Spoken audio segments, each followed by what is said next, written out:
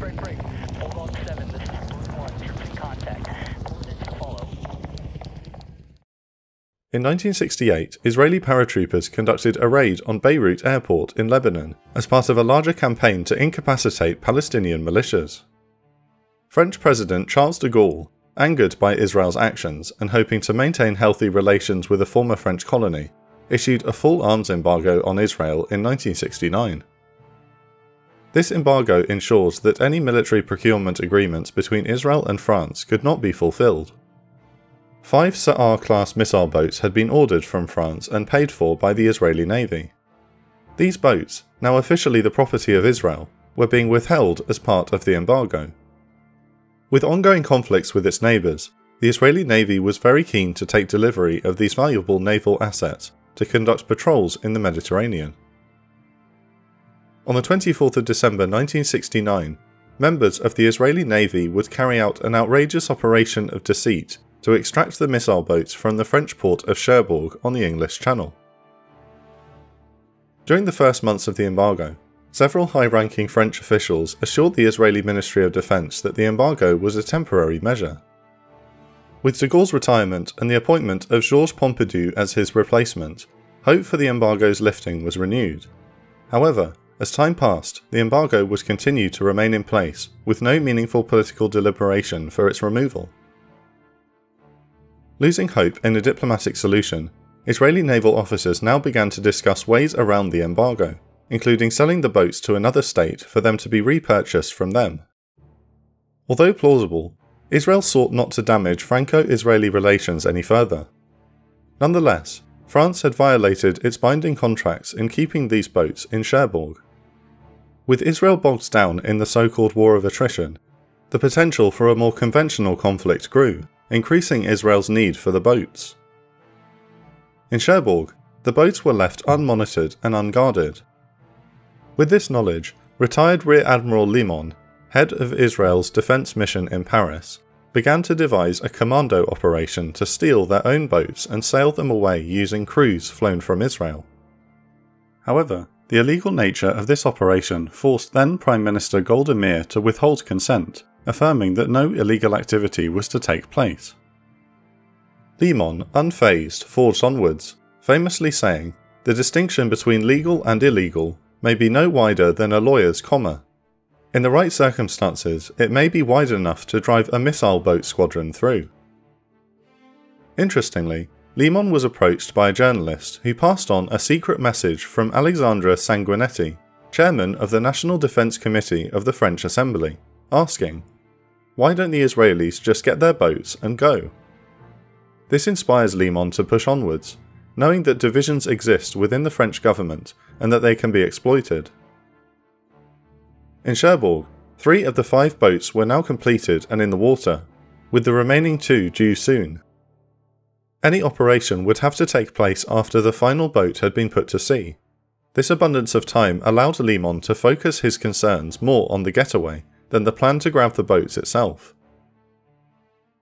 The journey from Cherbourg to Haifa was over 3,000 miles, meaning the vessels would require 2 refuels, one near Gibraltar and another near Malta. Navy Commander Moshe Tabak, one of the several Israeli officers stationed in Cherbourg to oversee the construction of the boats, floated the idea of loading and carrying large inflatable rubber fuel tanks to extend the small vessel's range. This idea would be rejected out of fears that these rubber tanks would turn the boats into powder kegs at the risk of exploding. With an apparent lack of options, Limon now explored the option of selling the boats once more, this time to a civilian entity, one which would then ferry the vessels to Israel and then sell them back to them. This plan had 2 issues. Limon would have to find a willing company and a suitable civilian reason for said company to purchase the boats, as all defence-related sales required approval from the French authorities. Fortunately for Limon, with the aid of an old friend, Mila Brenner, a retired Navy commander and now owner of Israeli-based Maritime Fruit Carriers Company, he quickly found both. Brenner's acquaintance, the director of Norwegian boat builder Akkers Mekaniske Verksted, was a man named Martin Siem. He would create a front company called Starboat, which would publicly claim to be a new company delivering supplies and personnel to and from North Sea oil rigs. he would be in on the plan. For Siem, the excitement of secretive deception takes him back to the days of fighting the German occupation in Norway with the Norwegian resistance. On the 30th of October, Limon informed his superiors in Tel Aviv of his broad idea, notifying them that the opportune moment for any potential plan was Christmas Eve, to reduce the likelihood of discovery, and to ensure that, if they were discovered, large portions of the French bureaucracy were away from work celebrating Christmas. The answer from Tel Aviv remained no. Limon continued to develop his idea anyway. Realistically, for any plan to work, he knew that he needed the support of Félix Amiot, director of the boat's manufacturer, Construction Mécanique de Normandie. Luckily for Limon, having long established a relationship with Amiot, he knew that he was eager to fulfill his contractual obligations and see the ships transported to their rightful owners, simply as a matter of honour. With this, Limon drafted a letter to be sent by Martin Siem, the director of the new Starboat Company, to Félix Amiot. The letter explained that Siem, having created a front company Starboat, would purchase the boats from Amiot and then sail them to Israel. Siem, like Amiot, was enthusiastic to support this plan. With his idea coming together with more detail, Israeli Defense Minister Moshe Dayan offered his support. All that remained was the permission of Prime Minister Golda Meir. Back in France, Amiot contacted the Director of International Affairs for the Ministerial Delegation of Armaments, General Louis Bont. He informed General Bont of Starboat's offer to purchase the boats for civilian purposes. In turn, General Bont passed the offer of purchase on to Limon, blissfully unaware that Limon was the mastermind of the entire deceit. General Bont informed Limon that France was willing to consider the offer, pending Israel waiving its rights to the boats and accepting a refund in return. Limon responded defensively. "These boats are ours, we've paid for them and we need them," emphasizing the importance and thus the unwillingness of Israel to give up these boats. Despite being the engineer of the offer, any eagerness on his part to accept would potentially raise suspicion of Israeli involvement in the deal. Here, Limon successfully convinced General Bont and by extension the French authorities to press for this deal rather than Israel, as it absolved the French of a lengthy legal headache. On the 18th of November, the matter was raised before the Inter-Ministerial Committee on Arms Exports, chaired by General Bernard Gezel. Here, advocates for the deal inferred that the Norwegian Navy was covertly procuring the boats via Starboat.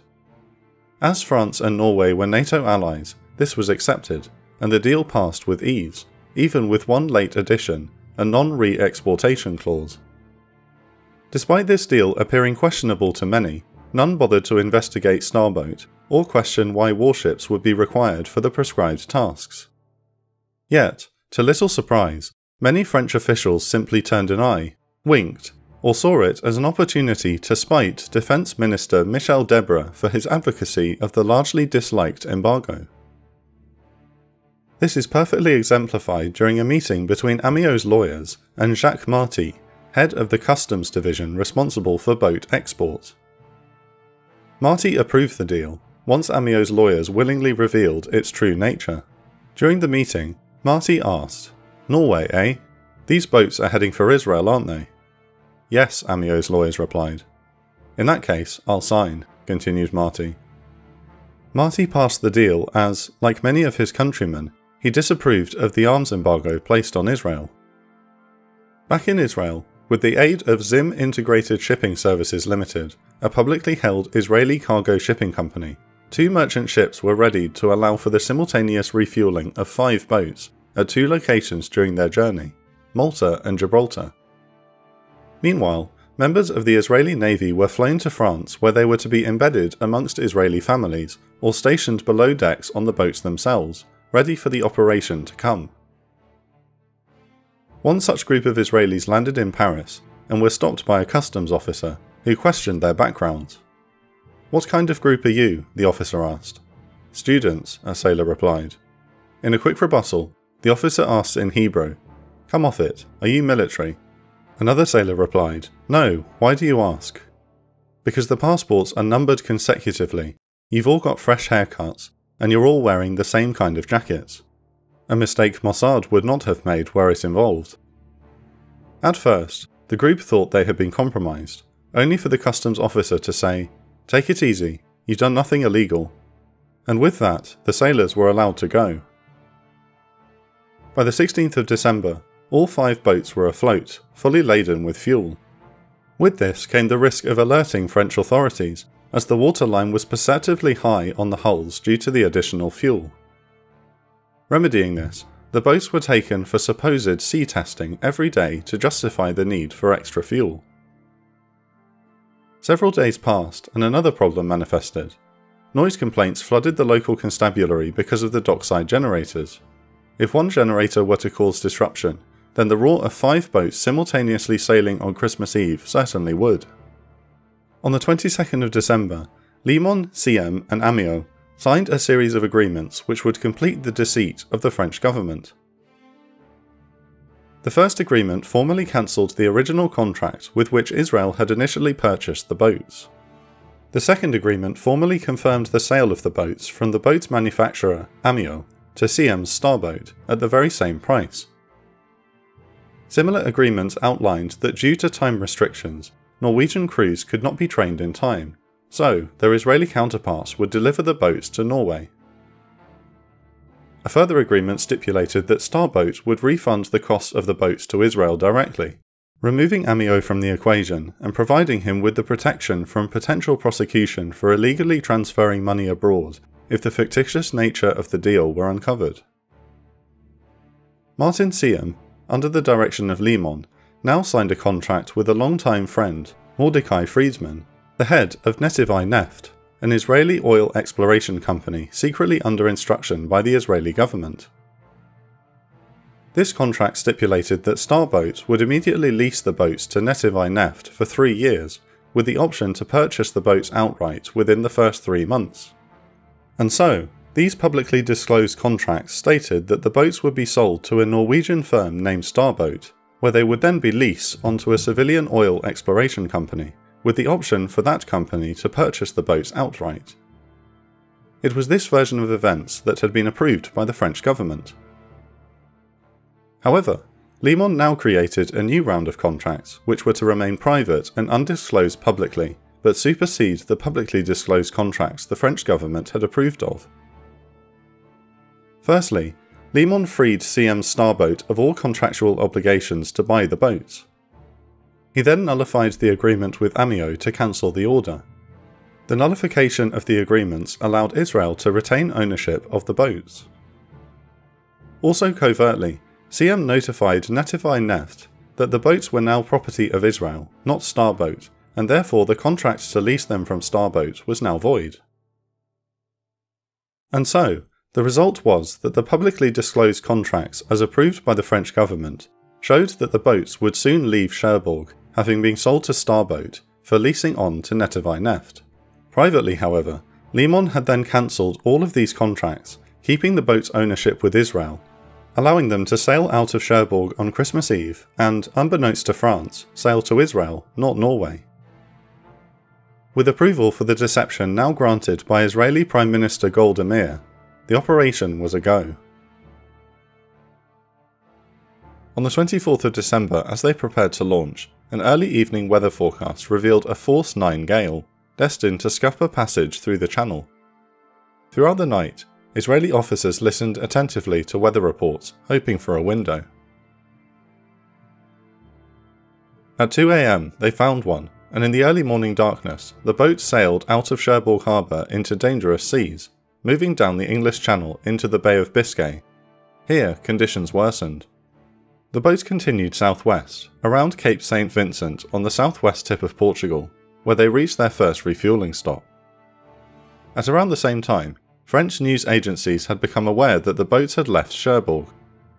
A news helicopter was flown out into the North Sea to locate the boats, as they should be en route to Norway, but the boats were nowhere to be seen. With this, official phones rang wildly as journalists scurried to gather the details of what was transpiring. French authorities either ignored these calls or gave them the official line, affirming that the boats were en route to a Norwegian firm as part of a routine commercial transaction. This wouldn't last for long.